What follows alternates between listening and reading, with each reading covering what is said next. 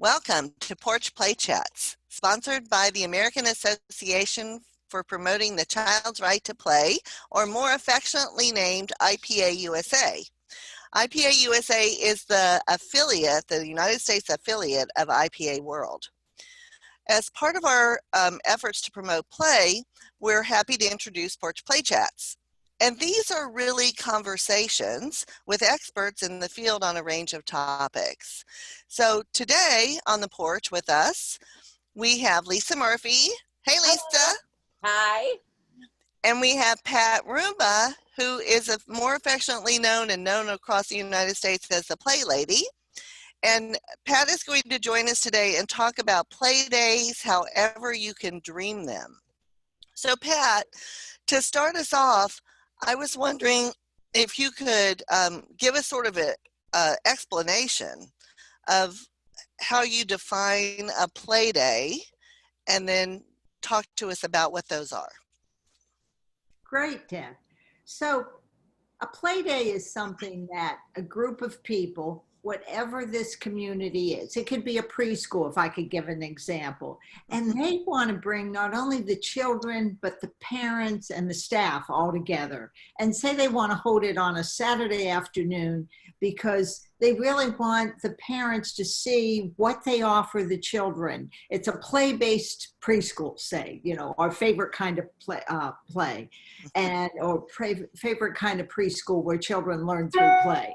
And this time, though, it's activities that we want to make intergenerational. Say, invite the grandparents too, you know, invite the cousins, the siblings. We want people to know that small children don't just play together. They can play with grandma, they can play with the cousins, big brother. It doesn't matter. Also, it's great for the staff. It's another way for the staff to really get to know the parents and the parents to get to know them. So any community, it could be a university setting, it could be a business that wants to bring their employees together. It could be a place of worship that hasn't been together for months because of Zoom. And finally, when they're able to gather, imagine if we all can just have fun together and have a play event together. And then, of course, where you live, the community where you live. And this, at Let's Play America, we highly recommend that this is open to the public. It's meant for all ages, all abilities, all backgrounds. So if I wanted to organize a play day, yes, and I said, I have no idea where to start. Where do I get materials? How do I afford it? Where should we do it? Do people have to sign releases? I have all those questions about where do we do play days, and how do we organize them? Great question. Well, yours truly has been part of 26 play days, 130 play events in the past 12 years. And prior to that, I was a physical education teacher and coach and had to be pretty creative there. So what we've finally done, what did we do during this COVID? We decided we are going to write a play day handbook. And thanks to IPA-USA, we did receive a mini grant. And sometime in July, our graphic designer is formatting, as we speak, the play day handbook. And I will tell you, we are asking for a small donation of $20.20. What's the year? 2020. And because this is, think of this like a book or handbook, your play day go-to. And it really can benefit all those communities I spoke of earlier. So is it, Pat, like a step-by-step guide? Would you call it that? Yes. We have in the appendix, Lisa, we have several flyers, because you'll want to make a flyer. Most of the time. I suppose if it's a small group setting, you might not want to make a flyer, but even at a preschool, it'd be fun for families to print it and put it on their fridge and say, oh, can't wait till May 15th when we're going to have our play day, you know. we talk about how important it is to find a location that works for you, that has a bathroom, has an indoor space if sometimes weather doesn't cooperate. Think wedding, Uh-huh. we don't want it to be pouring when we hold the play day. And if it is, and you have the indoor space, you're fine. But it is just filled with anything you can imagine. Things you just brought up, Deb, like, well, you were wondering, how do I get started? This tells you how to get started. We do recommend minimum 3 months, maximum can be a year. But this is something right now, people actually all over the world start thinking about, oh, I miss my friends, I miss my community. And what would be the best way to reunite with them when we can? And that's a play day. So if I were to want to do a play day in my local community, and again, I love that you said all the ages, right? Because it's not just young children. Oh, no. No. So before COVID, we were going to do a play day at my college because every time I take my students out to do active learning, I have students from all over the campus that sort of join us, right, in our play, which is wonderful, and we're always welcoming them in. And so we were going to do a play day at my campus with Student Life right toward the end of the semester, which of course got canceled. And so I do want people to recognize it is not just young children, it's children of all ages. So in the Play Day toolkit, are you going to have like examples of permission slips? How do people sign up? Yeah. So you have an idea, where do you get materials donated? How do you store them? Yeah, where do you store them? Well, right now, my garage is our story. But we've been fortunate that if you're thinking big, if you're thinking your community, you may want to go and talk to your recreation department director. If you have one, you may want to talk to the mayor or your city council members, because that's what I did very early on. And for example, I'll share some what's in the handbook, because there's so much in it. I can't share it all in this half hour. Right. But I went to the recreation director and I told her of this idea of a play day. And she said, you know what, Pat? You can use Hefner Playground, and Hefner has an indoor space. Nice. So we had a playground and we had indoor, outdoor, and we suggest in there, and we suggested a couple of times, because when you first meet, it's really good for the organizers to possibly already have looked at a calendar and have a couple dates in mind. Mm-hmm. For example, if something goes on big in your community, you don't want to have a play day the same day when everybody else is going to be at that event. So you want to think about, how are we not up against sporting events or some big folk festival or something that's already going on. Mm-hmm. Now, you might want to collaborate. Some of our events, we collaborate. You might have a theme. We had a play day. Our zip code is 20912. When do you think we had a play day? I'm thinking you had it in 20912. Yes. Oh, Deb, I literally had a man stop me on the street and tell me, Pat, I know when you're going to have your next play day. What's your zip code? And I'm like, what, 209? Yeah. And it was a Thursday, but what was great? We had droves of people, because we weren't up against any sporting events, or worship wasn't going on Thursday evening, or and it was just great. And the diversity that came, because they were free, and our play days, when they're for communities, they are free. We want them to be free because we want everyone to be able to come. Mm-hmm. People have said to me, Pat, if you just charge $3 or $5 a person, you wouldn't have to worry about raising money. I said, Yeah. What if you're a parent, a single parent of 3 children?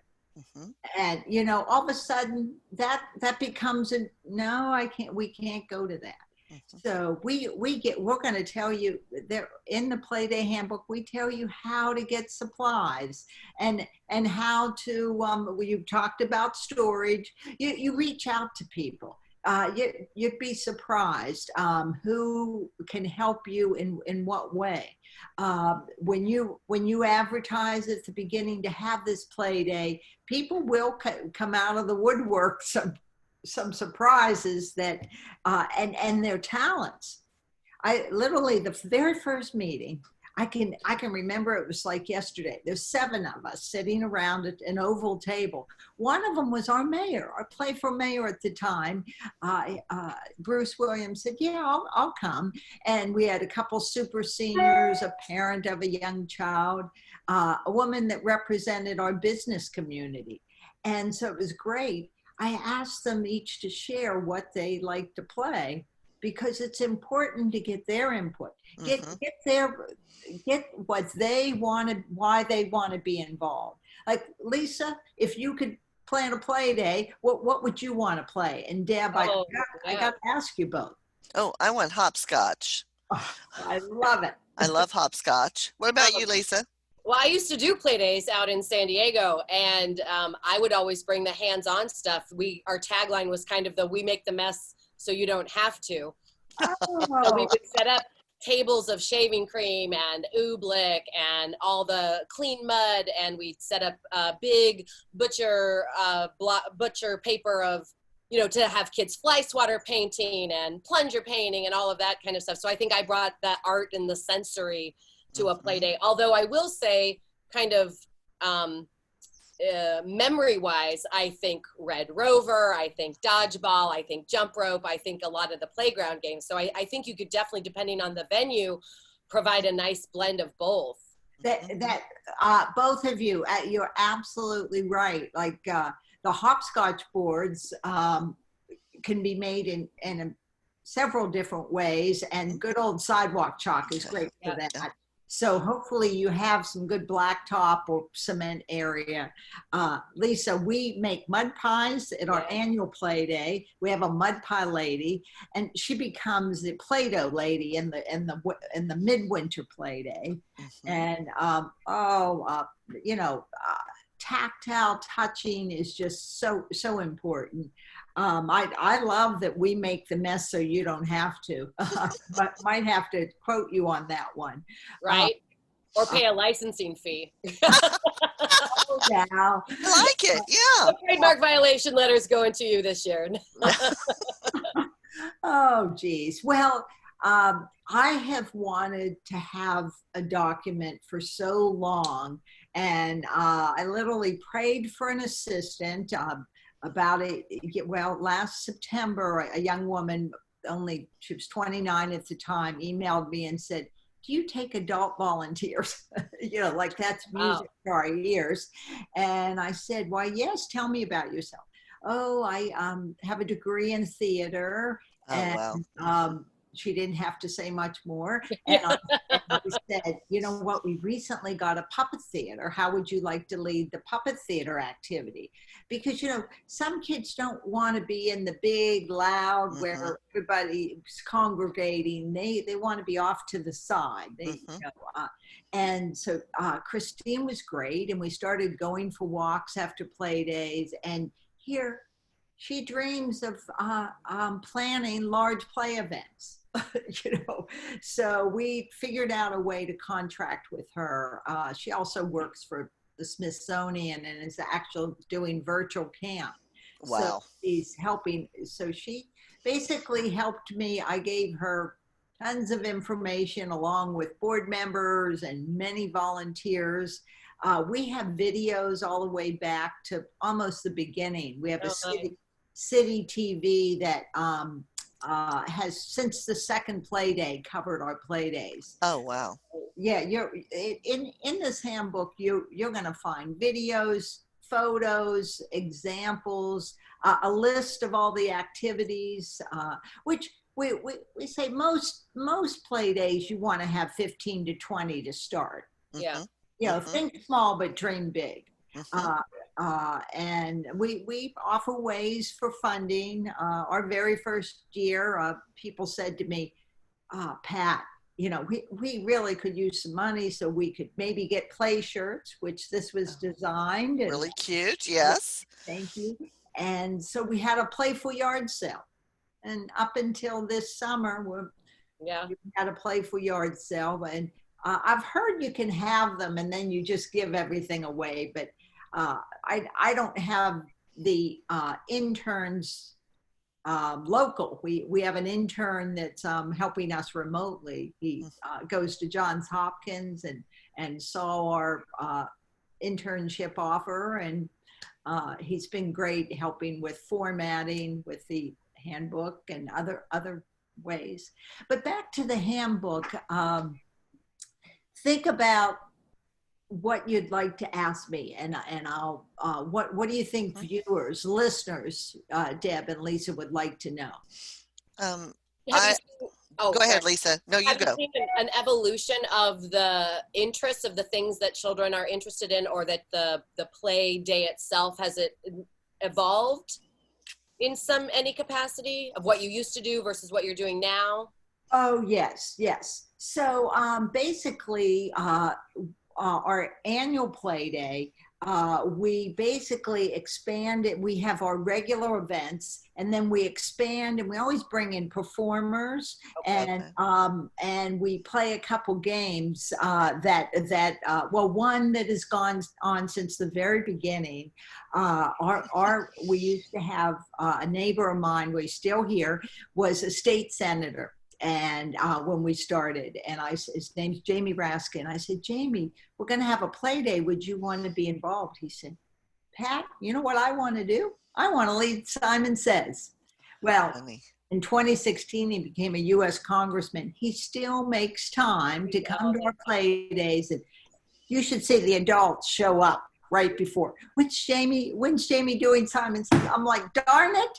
you know, that's not the only thing going on, but anyway. The annual play day, our Public Works brings out Touch a Truck. Are you both familiar with that activity? Oh my goodness, that's where there's backhoes and dump trucks, and kids and adults get to climb in, and our fire department brings the fire truck, and they usually bring hats, and so some kids don't want to leave those activities. And then you see big kids. I remember one time I couldn't find my adult daughter. Here she was up in a truck, having fun. And then performers, it depends what bands we could get. We had a pirate this winter at our midwinter play day, and he did an interactive show. So he brought up kids from the audience. Oh, people just loved it. We've had a world famous storyteller. We found out she lived in our community. So you find who's in your community and who would want to help. Most of the time they've volunteered their services, but every once in a while we do pay for something because it's just too good to be true. For many years, we had the most dynamic Zumba instructor, and she pulled everyone in, and it was just so, I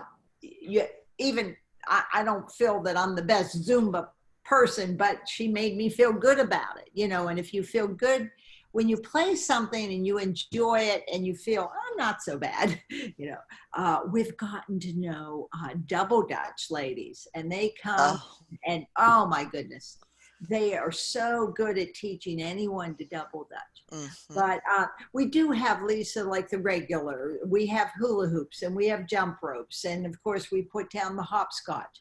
We have a thing we call just boxes. And we try to get at least 1 or 2 refrigerator boxes, and then boxes of all sizes. I have literally seen some children in 4 hours not leave the boxes. And you're like, wow, that child just loves that. We also really try to collaborate with other groups. So for example, a town not too far away, College Park, Maryland, where the University of Maryland is located, they have the Junior Tennis Champion Center where they teach top teams. Where these teens get community service and they come and play mini tennis with people. But it's not just the kids.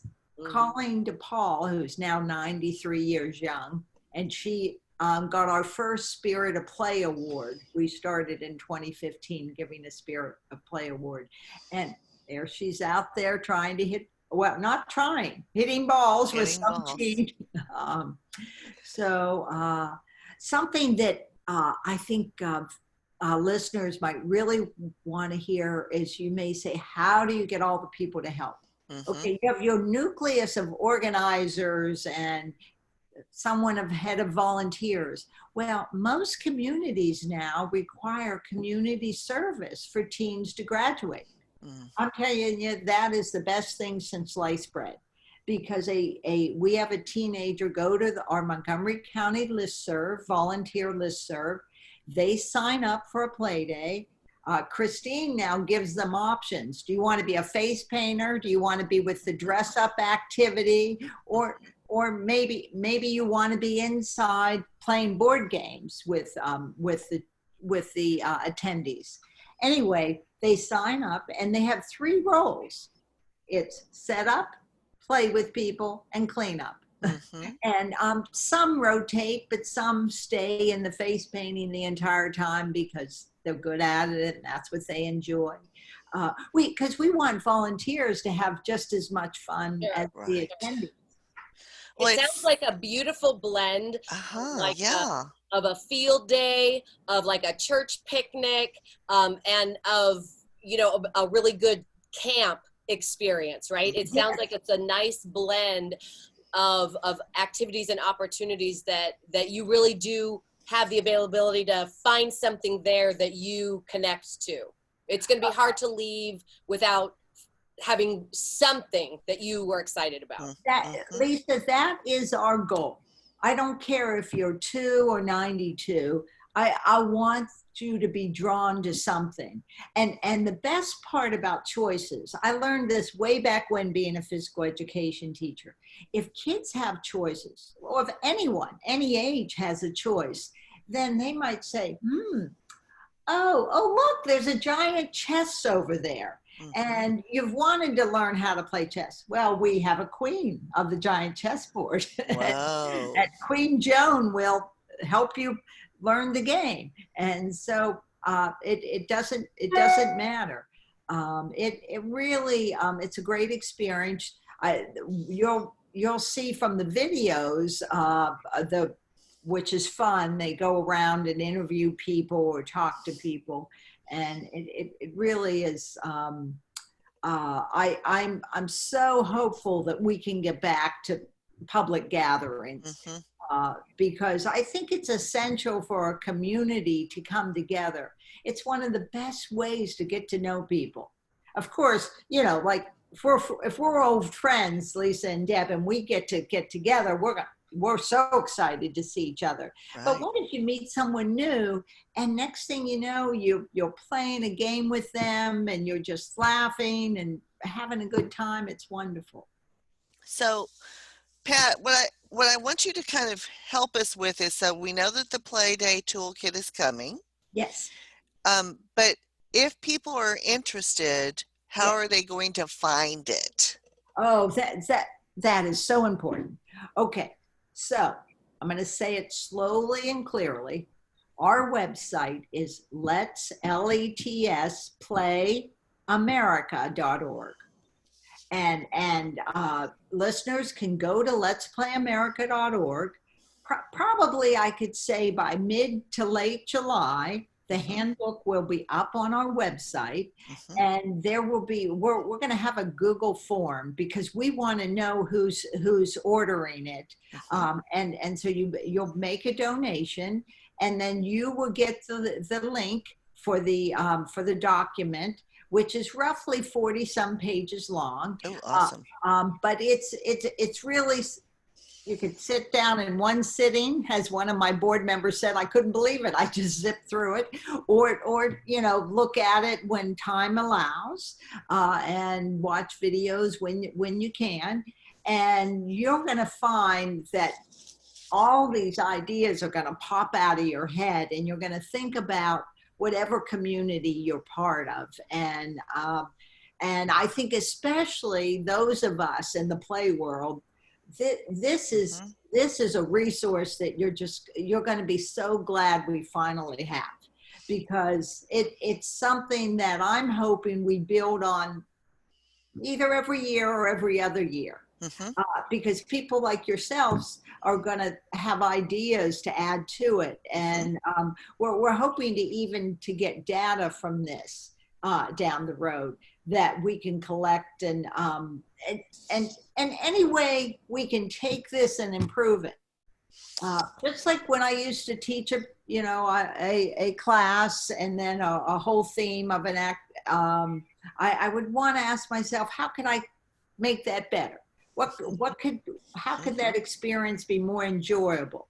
And so that's how we look at play events. We close streets to play. We also join other events by adding play. And then I've been a recreation director for a county next to us, heard about us, and she invited me to give a presentation to about 100 recreation employees. Oh, wow. And I said, I think might be good to have this interactive. And she's like, yeah, okay, well, bring some of that play stuff you have. Oh my goodness. That example is actually in the handbook, because what was so rewarding was I found out that 100% of the people participated, both in the play and sharing their experiences after. And so it makes you, well, we all know play is the secret to lightening our load, to refreshing us, to making us realize that, what, the world's not so bad when we play. Exactly. Pat, this has been wonderful. Thank you so much for joining us. Oh, it's a pleasure. And so we're really excited about the Playday Handbook, and I hope people will reach out to you. And I'm really interested in finding ways to see how popular it is, so that we can reach out to those folks who we know are interested in play. Yes. And then recruit them in to help with other play days across the United States. So thanks for joining us today. It's been wonderful. It's great to see you. I haven't seen you in a year or so. I know. Oh.